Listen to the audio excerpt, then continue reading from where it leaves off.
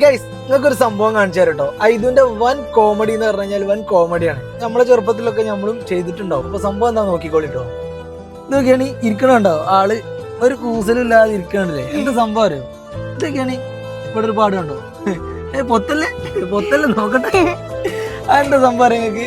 പിന്നെ യൂട്യൂബിലാണോ സ്കൂളിൽ കുട്ടിയോട് പറഞ്ഞിട്ടാണോ എന്ന് അറിയാം. എന്താണ് മനോടനെ ചോദിച്ചു നോക്കുക. പറയും അതെന്ത് സംഭവം? എന്ത് സ്വർഗമാണ് ചേട്ടനുണ്ടാക്കി തീർച്ചയായിക്കാണ്